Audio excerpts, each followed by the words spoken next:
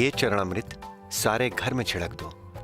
इसे ले जाकर कुएं, तालाब और नदियों में प्रवाहित कर दो।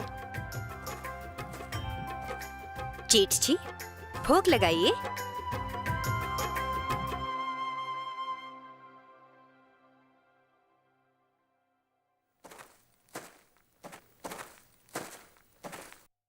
सुदामा, मित्र सुदामा,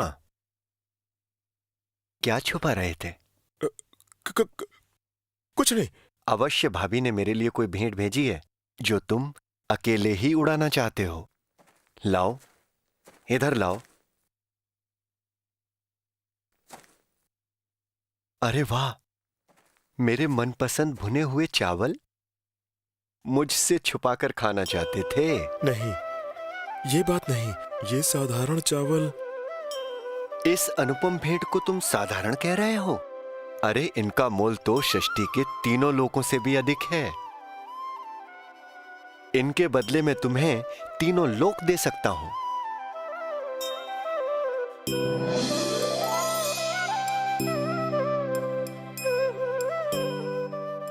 इस प्रेम भेंट में क्या स्वाद है।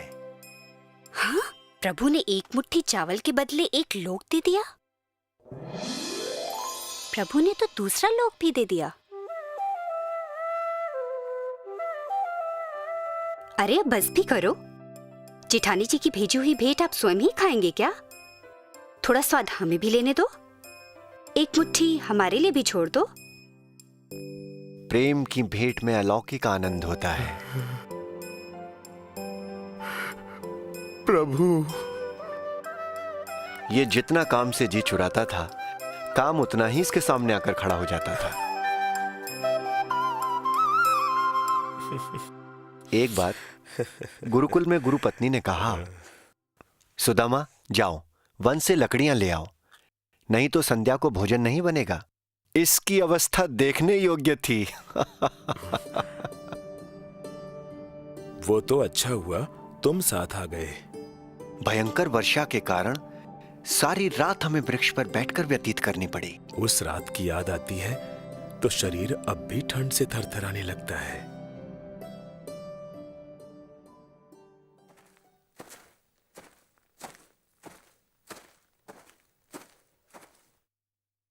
कहीं जा रहे हो? हाँ, बच्चों की चिंता लगी हुई है।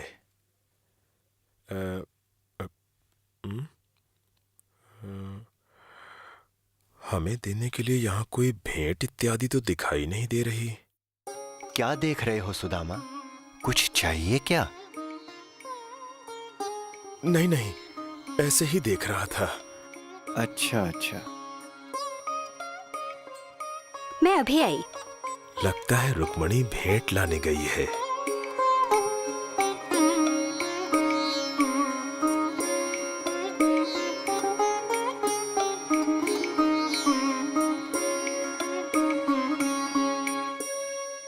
क्या देख रहे हो मित्र? कुछ चाहिए तो बताओ ना। अरे नहीं नहीं, मुझे कुछ नहीं चाहिए। अच्छा, चलता हूं।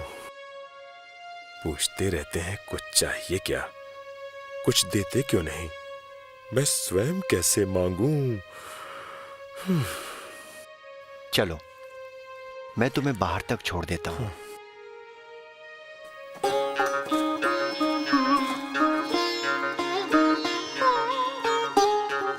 क्या सोच रहे हो मित्र? कुछ नहीं कुछ नहीं। आते रहना, पहले की तरह भूल ना जाना। नहीं नहीं, आऊंगा, अवश्य आऊंगा। अच्छा, प्रणाम। प्रणाम।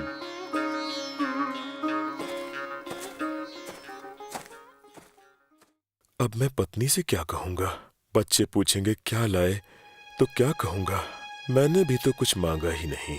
अरे मुझे ना देते, बच्चों के लिए तो स्वयं कुछ देना चाहिए था।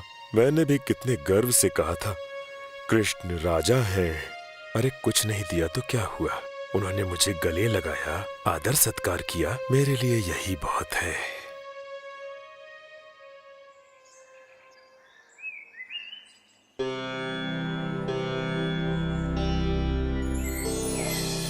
अरे मेरी झोपड़ी कहाँ गई?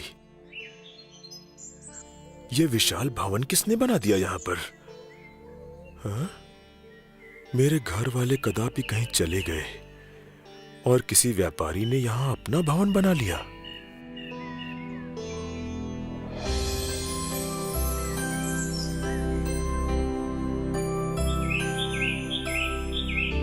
माँ, माँ, माँ। अरे क्या है, ठीक से बात भी नहीं करने देती। हाँ, इसके पास इतने अच्छे कपड़े कहाँ से आए? क्या इसने दूसरा ब्याह कर लिया?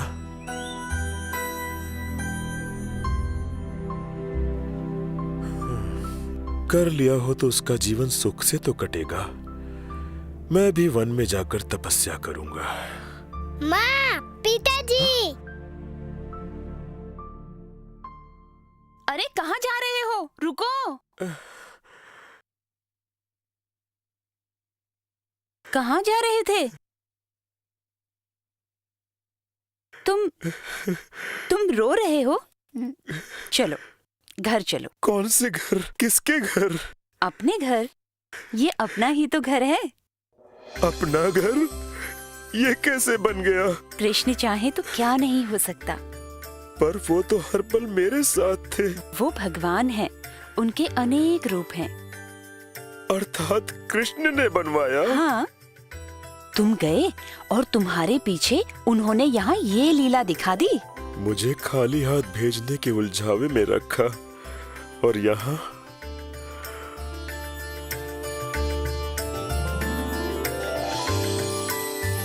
भगवान तुम्हारी लीला न्यारी है।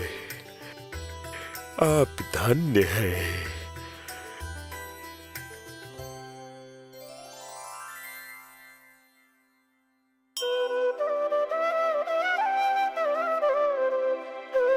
प्रभु तेरी लीला अपरंपार है। तेरी माया को कोई नहीं समझ पाया, तो मैं मंद बुद्धि कैसे समझ सकता था। प्रभु अब इतनी कृपा और करना कि मेरा मन इस माया में लिप्त न हो जाए।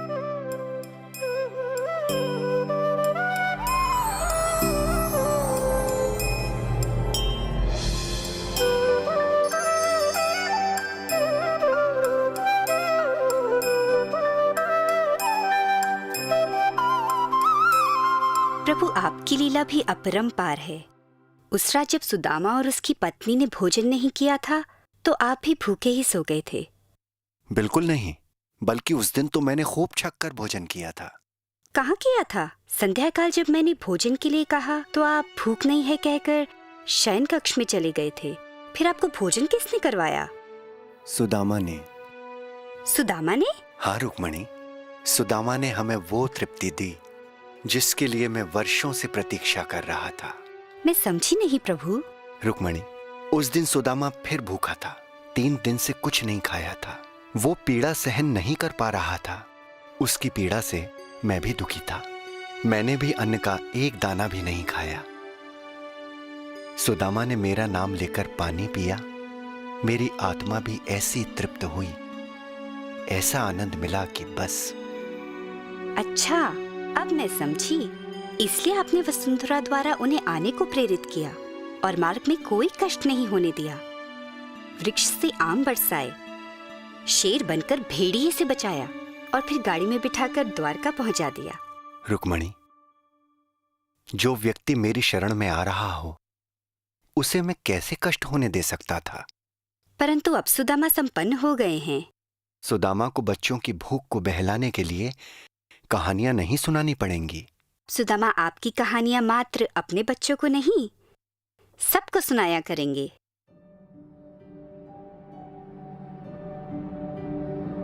ये माखन तो बहुत अच्छा होता है। बच्चों, माखन का स्वाद तो श्री कृष्ण को भी बहुत अच्छा लगता है। इतना अच्छा लगता है कि वो जब छोटे थे तो चुरा चुरा कर खाते थे और हम सबको भी खिलाते थे। अरे फुलवा, जल्दी से माखन की मटकी दे। आज लाला को माखन देकर कुछ अनाज ले आऊं। अभी लाई।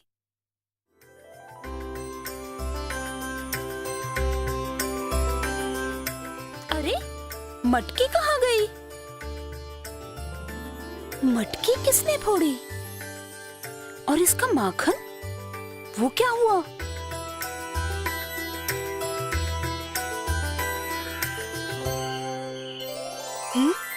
अरे, बंदर किवाड़ खोलकर माखन खा रहे हैं। हट हट हट यहाँ से, हाँ, हट यहाँ से, जा हट।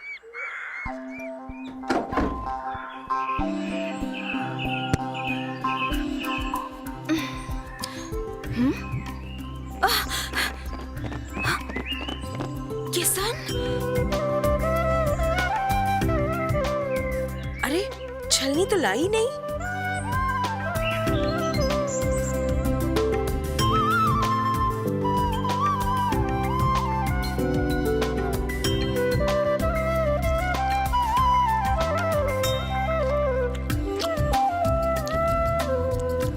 मैं और खाऊंगा।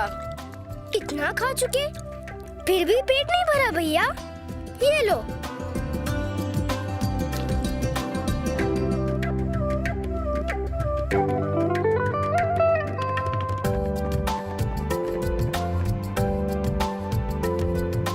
अच्छा, तो ये चमत्कार तुम्हारा है।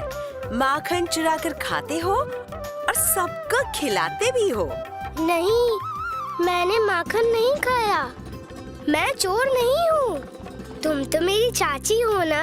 हाँ, अब मैं चाची हूँ। चल, आज यशोदा से तुझे पिटवाऊंगी। रोज माखन चुरा कर खा जाता है। चल, अभी ढंग से चलना भी नहीं सीखा और चोरी करने लगे। नाक में तो दम कर रखा है। आज मजा चखाती हूँ। फिर वो ग्वालिन कृष्ण को पकड़कर यशोदा के पास ले गई। तब तो यशोदा माँ ने कृष्ण को बहुत मारा होगा। अरे नहीं, जब यशोदा ने क्रोध से कृष्ण की ओर देखा तो कृष्ण ने ऐसी भोली और रोनी सूरत बनाई कि यशोदा और ग्वालिन का क्रोध भाग गया और उन्हें इतना प्यार आया कि कृष्ण को गले लगा लिया। परंतु जब हम रोनी सूरत बनाते हैं तब माँ हमें और मारती हैं। श्री कृष्ण जितने भोले थे उतने नटखट भी थे। जो गोपियां यशोदा से उनकी बुराई करती थीं, एक दिन उन्होंने उन सबको ऐसा पाठ पढ़ाया कि सबको कान पकड़ने पड़े।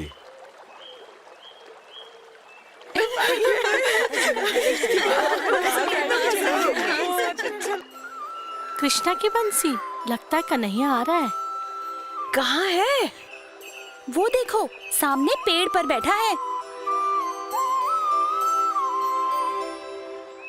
कन्हैया, हमारे कपड़े कहाँ गए? यहाँ पेड़ पर। ये कपड़े पेड़ पर किसने टांगे? मैंने। क्यों? मेरी मर्जी। ये कैसी ठिठोली? मेरे कपड़े दो। आके उतार लो। देख कन्हैया, मेरे कपड़े दे दे, नहीं तो जसोदा माई से कहकर तेरी पिटाई करवाऊंगी। तो जा, बुला ला यशोदा माई को। कैसे जाऊं? मेरे शरीर पर कपड़े नहीं है। ऐसे ही चली जा। तुझे इस तरह देखकर मुझे बहुत मारेंगी। अरे कन्हैया, मेरे कपड़े दे, मुझे पानी लेकर घर जाना है। तो जा ना, किसने रोका है? ऐसे कैसे जाऊं? वैसे ही जैसे हुमक्कर मेरी बुराई करने जाती थी। तू मुझे सताएगा और मैं चुप थोड़ी रहूंगी। तो फिर कपड़े भी नहीं मिलेंगे। मैं चला। अरे नहीं! अरे मेरे किशन कन्हैया, मेरे कपड़े दे दे, मैं तुझे खूब माखन खिलाऊंगी। और बाद में माई से खूब बुराई करोगी। नहीं नहीं, अब नहीं करूंगी। तू नहीं करेगी, ये सब तो करेंगी ना। हाँ हाँ करेंगे, मार खिलाएंगे। तो जाओ करो। बड़ा ढीठ हो गया है। हे भगवान, क्या करूं? कन्हैया, मैं तेरे पाँव पड़ती हूँ, मेरे कपड़े दे दे, मैं अब कभी तेरी बुराई नहीं करूंगी। कन्हैया, मेरे कपड़े दे दो। हम सब कभी तुम्हारी बुराई नहीं करेंगे। कन्हैया। अच्छा, तो लो सौगंध। हाँ, हम सब सौगंध लेते हैं। हम कभी तुम्हारी बुराई नहीं करेंगे। ठीक है, ये लो। अरे, और कपड़े?